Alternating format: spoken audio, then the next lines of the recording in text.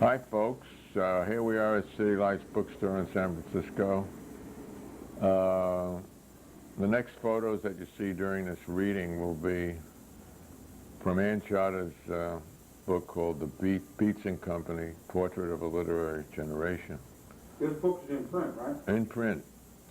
And They'll find bookstores everywhere. yeah, and there are many more photos than we're showing you in the book. You remember from last week we were reading Tuli's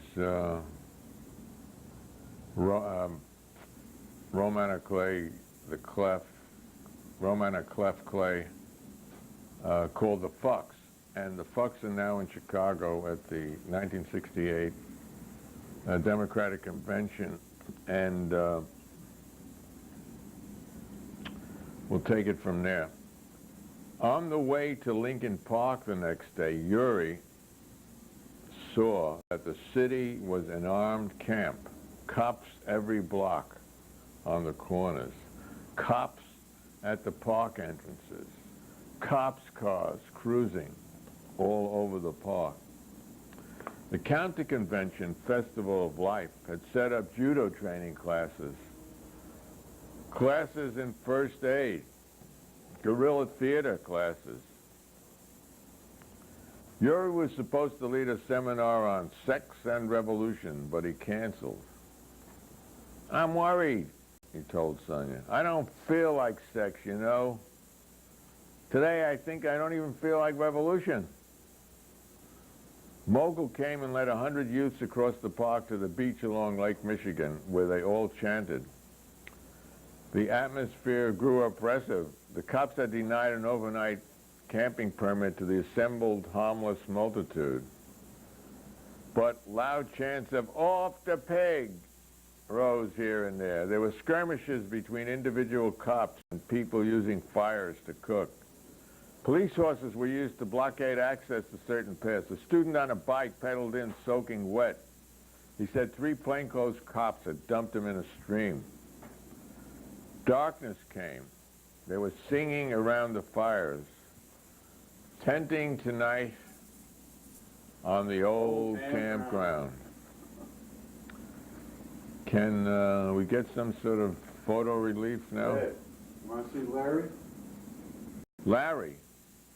Larry the Furl and Getty. Did you know that he was the commander of a destroyer during World War II?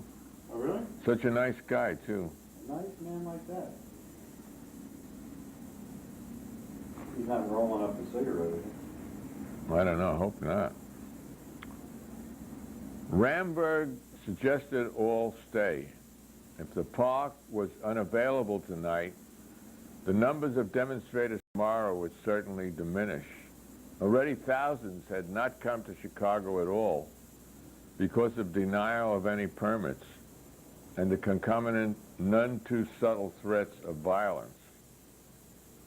Violence from the cops, that is. At 12 midnight, the police began pushing people out. They moved in phalanxes. Everyone scattered. Someone threw a piece of firewood at the cops. They shot back tear gas. Volley after volley. Kids ran into Gastown. That's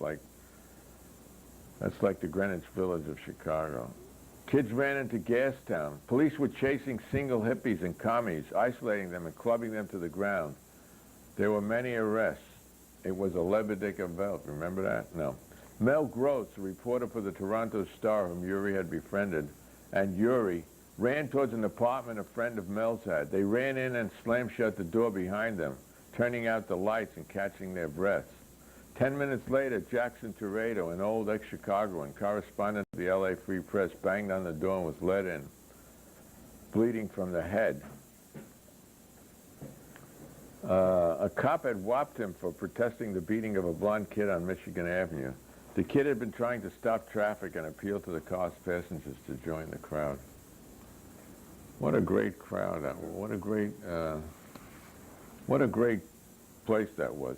The next day... Proud to be an American. The next day seemed quieter. The big rally was set for the bandstand at Grant Park. The cops had tried to revoke the permit for the meeting. You could see the National Guard, rifles slung over their shoulders. In the distance, on top of the Field Museum. Ah, yes. There was an incident at the flagpole near which Yuri was standing. A kid tried to lower the flag and was arrested and taken away, roughly. Another black-leathered kid, later identified as an undercover cop, tried to rush the police, now guarding the flagpole, was whacked on the shins for his trouble and carried off kicking and screaming obscenity to a waiting police car.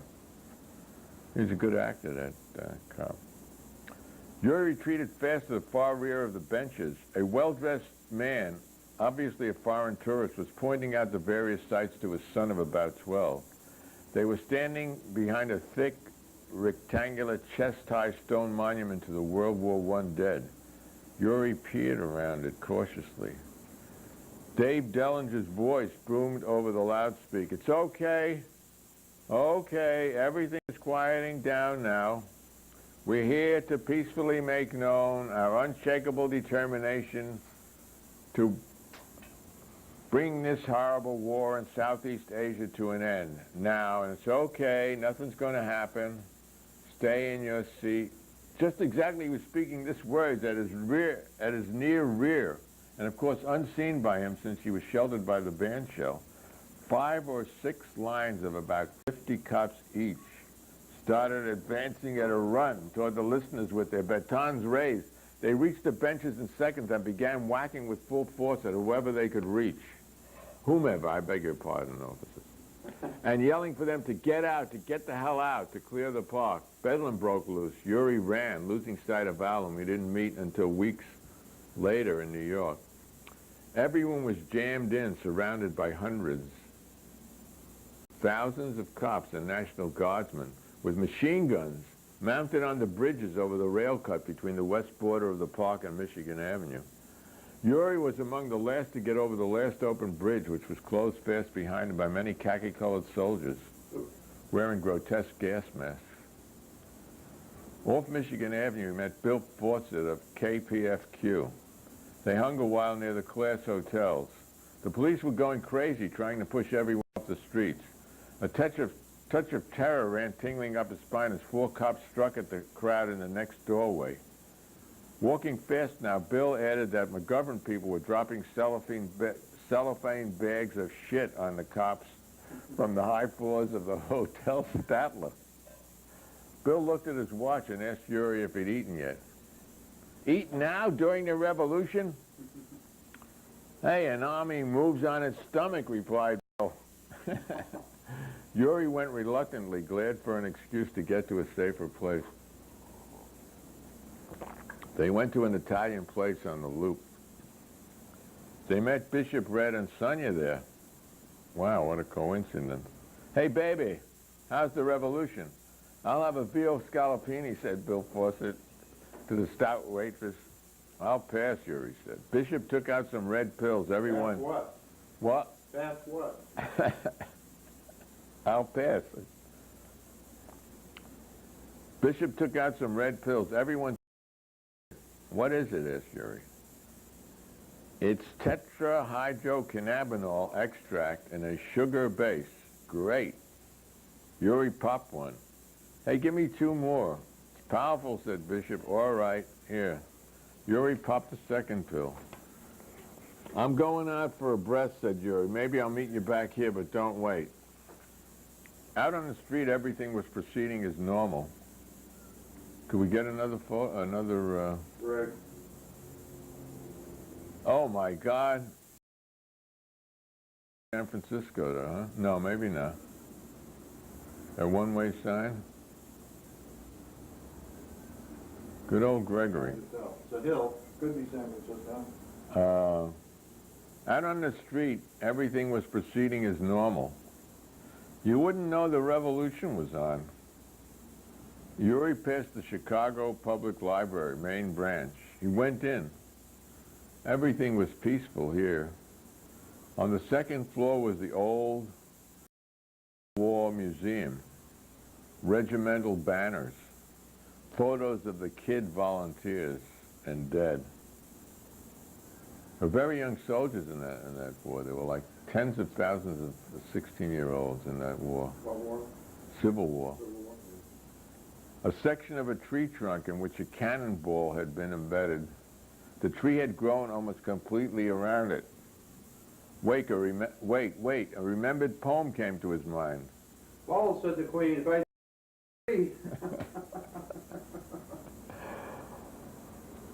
That's this great poem I found.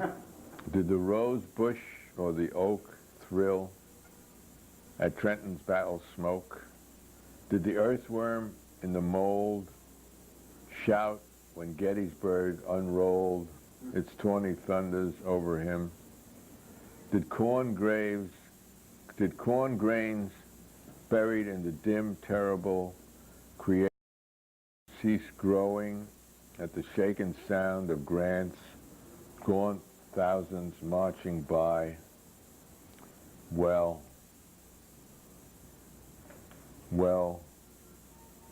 pondering their conduct, I think their aloof indifference was most amazing common sense. I think Kenneth Rexroth probably would have agreed with that too.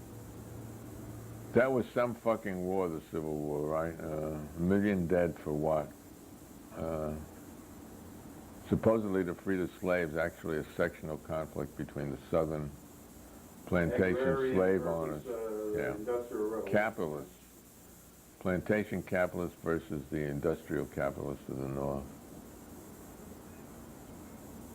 Remember Lincoln said if I could preserve this country by freeing the slaves, I would do it. If I could preserve it by letting them half slave or half free, I would do it. And if I could preserve it by not freeing any slave at all, he would do it, yeah. So he wanted to preserve the American market that all you are benefactors of who are living today. You remember the American market? The American market where you go to pay... farmer's market. You go to pay 50% more than you paid 6 months ago, but your salary stays the same.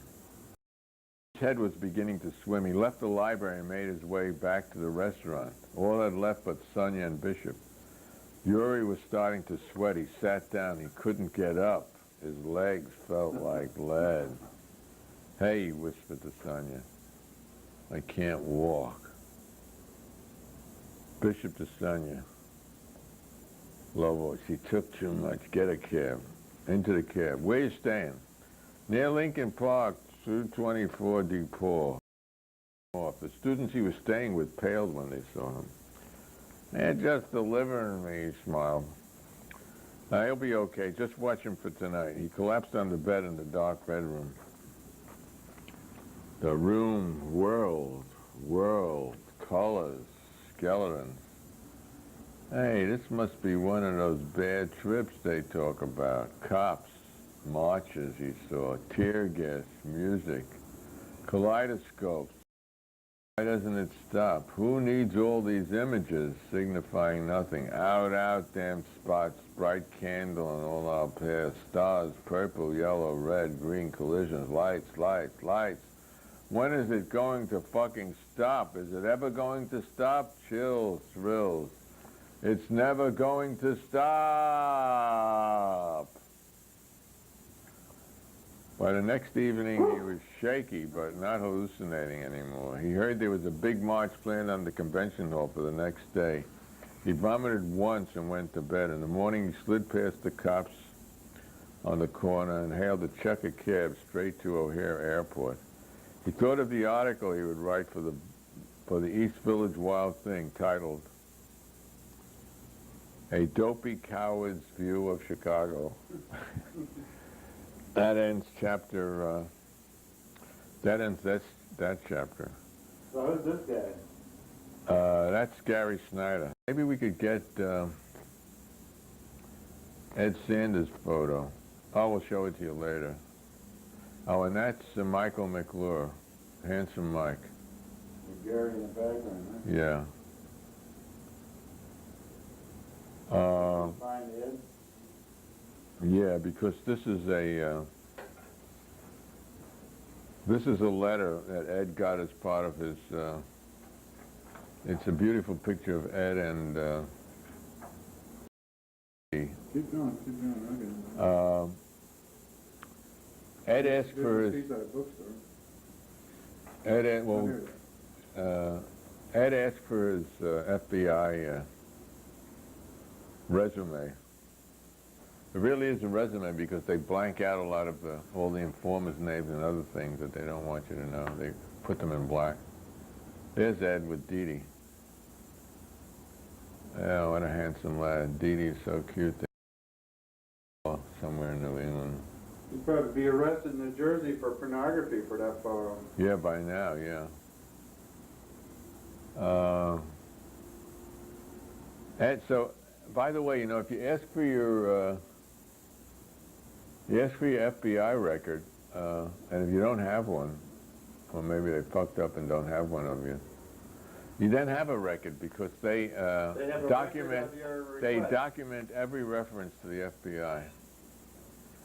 And this is, I'll show it to you later now, and then I'll put it up on the, this is October 10th, 1968, Office, Chicago, United States Department of Justice, Federal Bureau of Investigation. Subject, Ed Sanders. Synopsis. Ed Sanders, a leader of the Youth International Party, Yippies, and leader of the rock music group, the Fags, F-A-G-S, was in Chicago, Illinois in connection with the Democratic National Convention, DNC, during August 26, 68. Then there's something blacked out, and it said he was not involved in demonstrations or activities. AUSA, Army of the USA, Chicago. No, AUSA, Attorney USA, Chicago, on 10/7/68, declined prosecution. The Fugs were never prosecuted because, because anyone who prosecuted them would have looked ridiculous. Mr. Sanders, would you tell us what this song Coca-Cola douche means? Well, you see, you shove this up your pussy if you're lucky enough to have one. Anyway, here's the official document. No, it's just mimeograph. The informant, I guess, is whited out. I think the Fags, the rock music group, the Fags, really shows where their mind is at. They couldn't call themselves the Fugs, so, Fugs. I guess the Fags are subversive. All Fags are subversive, too. Yeah. Thanks for the compliment. So, now we're up to chapter 14 of the Fugs. It's called, how much time we got left? About 10.5 minutes. How much life do we have left? 10.5 minutes. We'll start this. Jet Set Lag, chapter 14. Flying into London, Yuri thrilled with anticipation. A whole week off between Copenhagen and Philadelphia. In hic Londinium, in this London. The customs officer worked systematically through his luggage, suspiciously looking for hand porn, no doubt. Jerk yourself off with visions of your own more, thought Yuri, smiling stupidly at the thin, pockmarked Indian performing laudably in Her Majesty's service. Now, you might think that's racist, but it's not. It's just a complaint that people who belong to imperialist outposts of empire often become assimilated into the service of the empire. Now the scatterblonde immigration official looked him deeply in the brown eye. This is another guy, I guess. Yeah, the immigration, that was customs. How long are you intending to stay in the United Kingdom? A week. Purpose of visit? Vacation, holiday. The immigration official spotted the musician entry on Yuri's passport. Not going to work here, eh?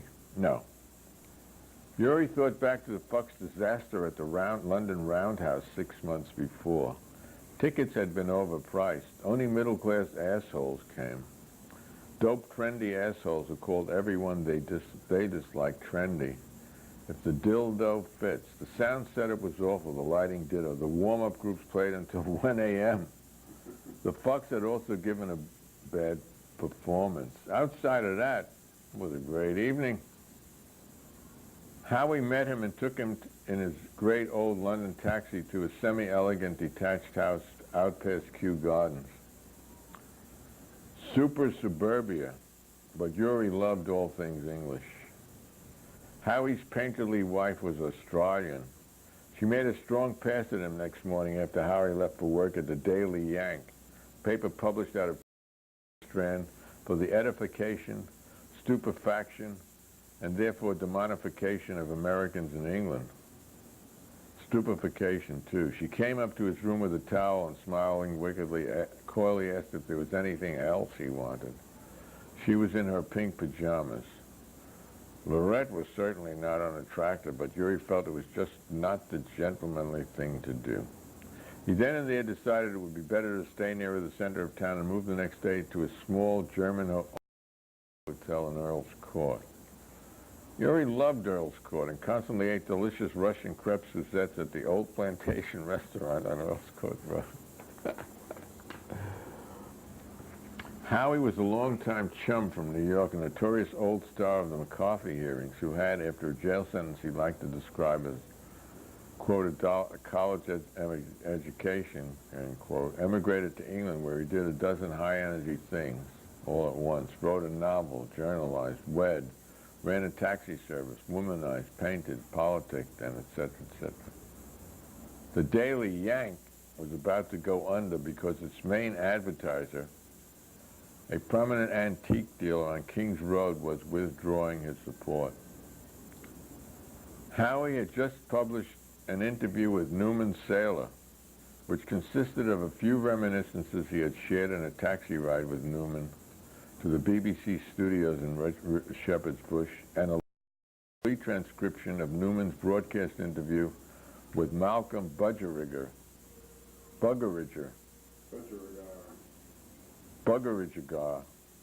which Howie had taped on his Norelco right off the BBC air. However, in his article, it somehow seemed that the interview with Saylor was a Howie Wurlitzer Daily Yank exclusive with no mention of the BBC or Buggeridger at all. Well, who would be the wiser, or was it the dumber? Yuri met an American friend on the tubes one day and bedded her quickly and roundly in his ground floor room that very night. He realized next morning that the surly desk clerk had probably heard the strange cyclic sounds emanating from their leaping bed springs and wondered if his ugly stare had anything to do with that. Jealousy, da-da-da-da, jealousy. The very next day, he left his wallet in the boots at the corner, returned 5 minutes later and found it gone with no one knowing anything, quote. Well, fuck the rich Americans, as they say, but Yuri thought of himself as a poor American. He had dinner with Lou and Ed Ranger. Oh, you weren't supposed to show that. That's one of, what's-his-name's buses. Ken Kesey. Oh yeah, Ken Kesey and Neil Cathy. and Wavy Gravy. He had dinner with Lou and Ed Ranger, the New Zealand journalists and bon vivants, who later took him to the world-renowned Arts Lab, where he finally met Tiger Tillotson, the beautiful head of All for All, the Drug Rehab and Legalization Society. Ed asked Yuri if he'd ever had liquid cannabis. He laughed and told him yes, but it turned out to be PVC, the fabulous horse tranquilizer. He said Tiger had just got some on prescription from Fred Heller, the notorious UX expatriate psychiatrist. Tiger asked him if he'd like to try it later that evening. He said yes, and moved his knee heavily next to hers under the table. Just then, a friend of hers came into the room, and she excused herself and left their table. He never saw her again. You win some, you lose some. Then they watched old American avant-garde movies and left at 1 a.m. Since it was too late for the regular bus, Yuri walked back to Earl's Court. 3 different foreigners asked him for directions. He smiled each time and shrugged his confusion. That was always it, a stranger in a strange land, and they asked him for direction. He took in the Science Museum and loved the mine model. How neat. Down in the dungeon with clean feet. I think there was an escalator down into the mine. The British Museum impressed, overwhelmed as always. He loved the tour that had each sheet stamped. Property of the British Museum, now wash your hands, please. Got to repeat that again. I have some of this at home. Each sheet, you know, each little sheet, not the whole. You don't take a sheet. No, well, you're not. I have some that is the property of the British Museum. And I didn't wash my hands. That's a double violation. You wash the sheet. He took lots for souvenirs and wondered what the penalty would be if he was caught leaving England with it. Probably be shitting by the Home Secretary, he thought, and laughed over hysterically. He visited the Imperial War Museum on Lambeth Road. Formerly the building housed Bedlam. You know, Bedlam is short for Bethlehem, and that was the insane asylum. In England, Where did it turn Bedlam? It was absolutely Bedlam. Yeah, An insane asylum. right, Short for Bethlehem. right. I remember seeing engraved in, or carved in stone, I think in Oxford, on the outskirts of Oxford. They never put that, it said, Her Majesty's Prison. But the best one I ever saw, I forget where this was. No, she was in prison. I forget where I saw this. This was the most marvelous. Her Majesty's Insane Asylum. Right. They should have moved that to the Houses of Parliament. You ever see the TV on, it's Channel 21 of, this is, when Congress isn't in session, they try to give you, they give you the British Parliament, and they give you sometimes the Canadian Parliament, and sometimes the Australian Parliament. The British is sort of the most fun. They really get a kick out of calling each other's names and shouting, like a bunch of schoolboys. But they do an awful lot of that. They do it very respectfully. They do it an awful lot of. The last time I went to the British Parliament about a year ago, and they patted everyone down for guns. You had to check everything. I guess they were afraid of the Irish. Hopefully they don't have to be afraid anymore. So we're in the middle of Bedlam here, and we'll be back next week. Hope to see you.